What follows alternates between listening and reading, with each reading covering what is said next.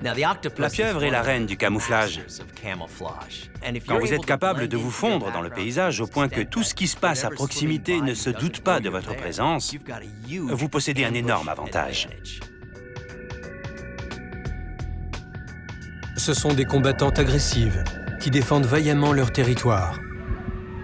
À la chasse, elles étendent parfois une cape au-dessus de leur proie et libèrent ainsi leurs tentacules pour repousser les adversaires.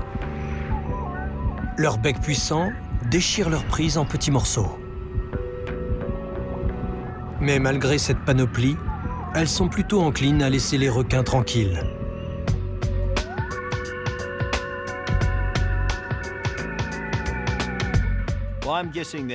J'imagine que les combats entre une pieuvre géante du Pacifique et un aiguillat ne sont pas très fréquents. Mais dans la nature, il arrive que des prédateurs soient doués pour attraper des proies improbables. Le camouflage de la pieuvre la rend invisible aux yeux de l'aiguillat. Elle attaque. Mais elle a présumé de ses forces et disparaît dans un nuage d'encre. L'aiguillat a des petites dents effilées comme des aiguilles. Et c'est un requin, il est très fort, tout en muscles. Dans cette bataille, la pieuvre doit s'avouer vaincue.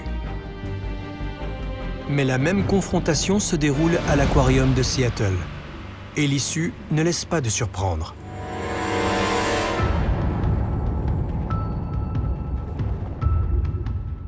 La pieuvre géante du Pacifique peut être vraiment énorme.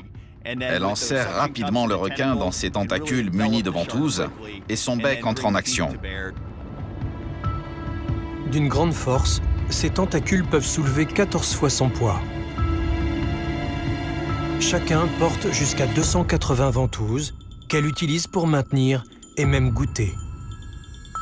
Cette fois, la pieuvre attaque le point faible du requin et sa prise est mortelle.